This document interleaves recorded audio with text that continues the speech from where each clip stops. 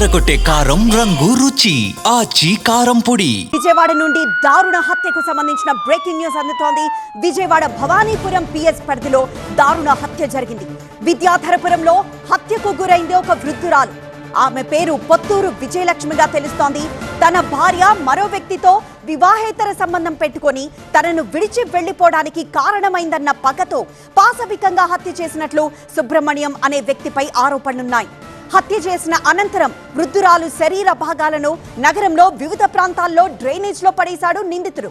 విజయలక్ష్మి హత్యకు సుబ్రహ్మణ్యం కుమారుడు మైనర్ బాలుడు కూడా సహకరించినట్లు పోలీసులు అనుమానిస్తున్నారు. వృద్ధురాలు కనిపించకపోవడంతో 3 రోజుల క్రితం మిస్సింగ్ కేసు నమోదైంది. నగరంలో పలు ప్రాంతాల్లో డ్రైనేజ్లో శరీర భాగాలు కనిపించడంతో అవి ఆమెవేనని పోలీసులు గుర్తించారు. సీసీ కెమెరాలను పరిశీలించిన పోలీసులు పరారీలో ఉన్న నిందితులను నంద్యాలలో అదుపులోకి తీసుకున్నారు. హత్యకు గల కారణాలపై ఆరా తీస్తున్నారు. హత్యకు గురైన విజయలక్ష్మి నిందితుడికి వరుసకు పిన్ని అవుతుంది.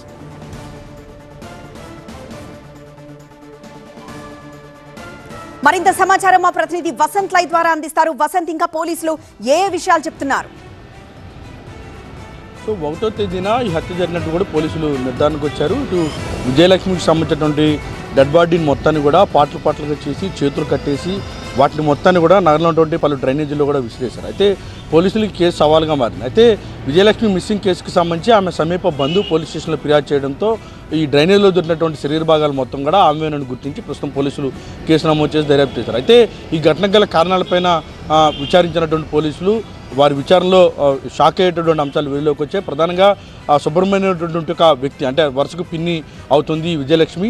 సుబ్రహ్మణ్యం అనేటువంటి వ్యక్తి తన భార్య తనకు దూరం కావడానికి ప్రధాన కారణం విజయలక్ష్మి అని పగబెంచుకున్నాడు. తన కుమారుడితో కలిసి మైనర్ బాలుడు అనేటువంటి తన కుమారుడితో కలిసి చేతులు కాళ్ళు కట్టేసి ఇటు బాడీని పాటలకు కోసారు. కాళ్ళు చేతులు ఇటు డెడ్ బాడీకి సంబంధించినటువంటి మొండెం మొత్తం పూర్తిగా తొలగించి ఇటు ఎట్కెన్షన్ స్కూల్కి సంబంధించిన సమీపంలో కొన్ని పాటలు, అలాగే ఇటు రామరాజ్యనగర్తో పాటు కొన్ని ప్రాంతాల్లో కొన్ని పాటలు కూడా విసిరేశారు. ఈ క్రమంలో పోలీసులకి ఈ కేసు సవాల్గా మారటం, ఈ పోలీస్ కేసు విచారణలో భాగంగా సీసీ ఫుటేజ్ మొత్తాన్ని కూడా పరిశీలించిన తర్వాత డెడ్ బాడీని అటు హత్య చేసింది ఇటు సుబ్రహ్మణ్యం అని గుర్తించారు.